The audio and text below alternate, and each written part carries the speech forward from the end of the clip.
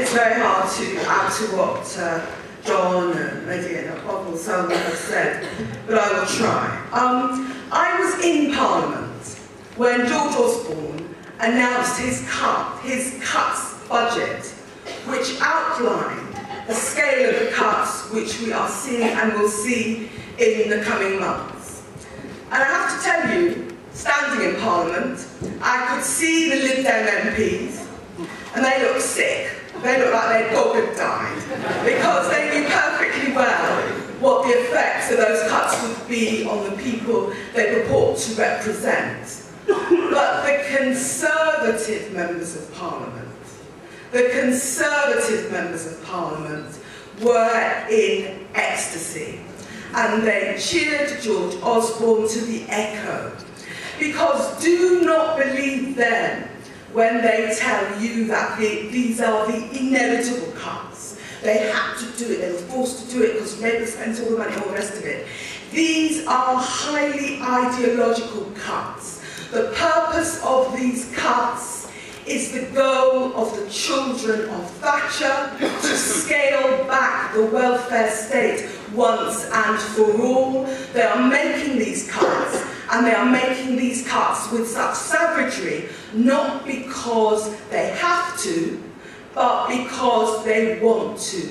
There is a political purpose behind it all.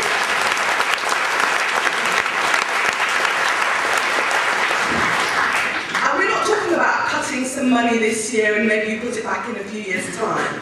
We're talking about scaling back the scope of the state for all time, which is why opposition to these cuts is so crucial. Now, I don't always agree with Ken Clarke, but he was quite right last weekend in saying that Middle England does not yet know what is going to hit them. People as a whole do not yet know what is going to hit them. And one of the points that I want to make this afternoon is that here in London, we have to understand that these cuts will hit all Londoners, but they will hit women, and they will hit black and minority ethnic Londoners. They will hit them first, and they will hit them hardest.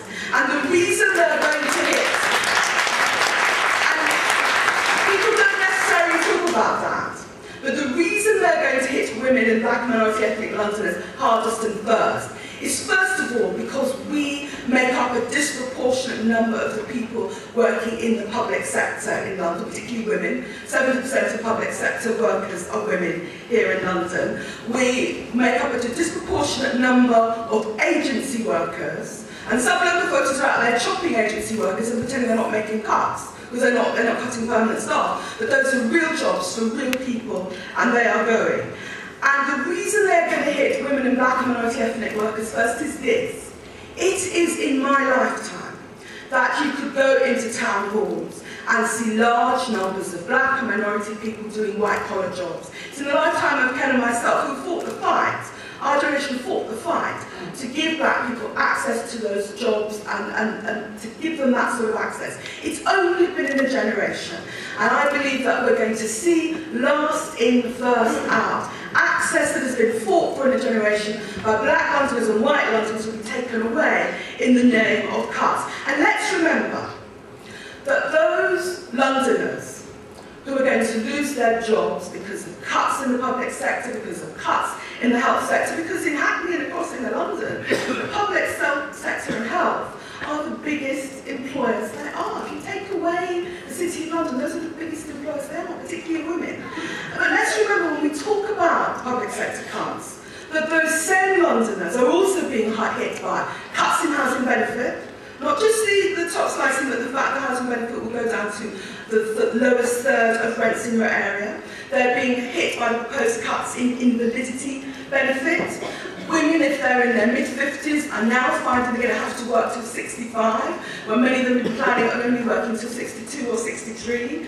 They're going to find that they have found that their children are losing their educational maintenance allowance. 80% of the young people at my FE colleges were in receipt of EMA. And they're going to find as well that their children in the school system are facing tripled tuition fees. So the people that we seek to represent in London are going to be hit on all sides First of all, the public sector cuts, then the cuts in benefits, then the cuts in education, and the cuts we're going to see in the health service.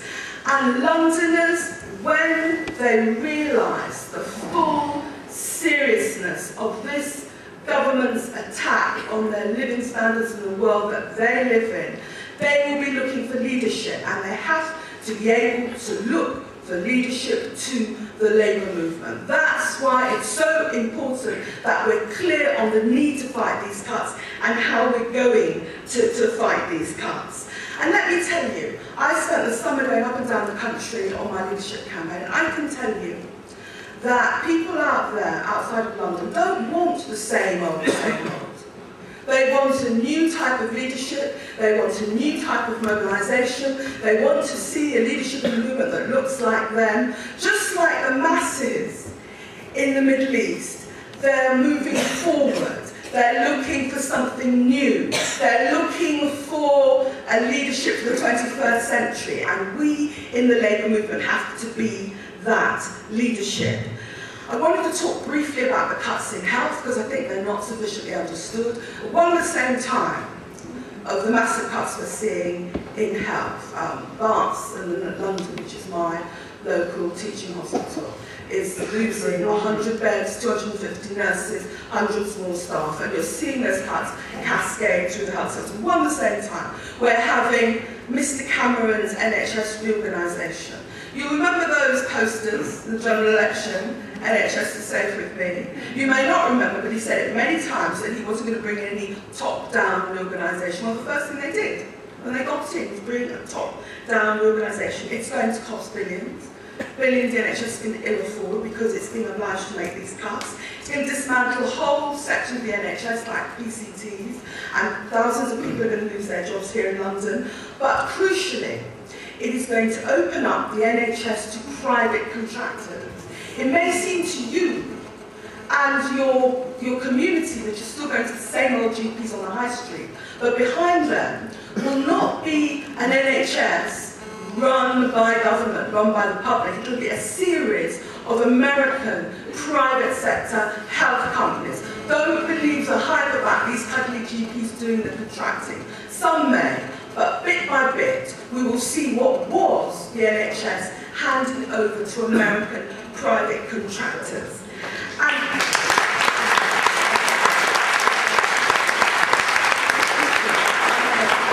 that is what it is all about, and that is what will happen. The NHS will be a brand, fronting a service which is delivered, as I say, largely by private contractors, and they will be the people making the decisions. They will be the people doing the rationing, and that is why it is so important to fight this NHS reorganisation, because the fight is nothing more than the fight for the NHS as we know it. So how do we fight these cuts?